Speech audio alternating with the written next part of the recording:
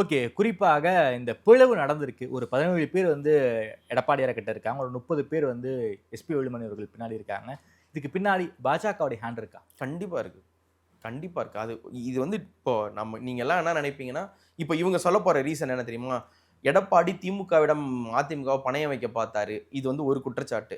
அதுக்கடுத்து பாஜக என்ன சொன்னாலும் இவரு கேட்க போறாரு அப்படின்னு இவங்க தங்கள பியூரிட்டன்ஸா காட்டிக்கிறதுக்காக அவங்க எடப்பாடிய ஒரு ஸ்கேப் கோட் ஆக்கிட்டாங்க. அதாவது எடப்பாடிய பலி கொடுக்க வேலுமணி தயாராகிவிட்டார். தயாராயிட்டாங்க. இது வந்து வெளியில இருந்து பார்க்கும்போது என்ன தோணும்னா, இது பிஜேபி எதிர்த்து இவங்க எல்லாம் போறாங்க அப்படின்ற மாதிரியான இமேஜ் வரும். இன்னைக்கு பாஜகவோட கூட்டணியை முறிக்கிறோம்னு இவரு சொல்றாரு. ஆமா. சிவிஎஸ் சொல்றாரு. ஆமா. ஏன்னா இவங்களுக்கு வந்து இப்போ காங்கிரஸ் அண்ட் விஜய் இருக்காங்க. அவங்களுடைய இது என்னன்னா, நாங்களும் பிஜேபிக்கு எதிரி தான்.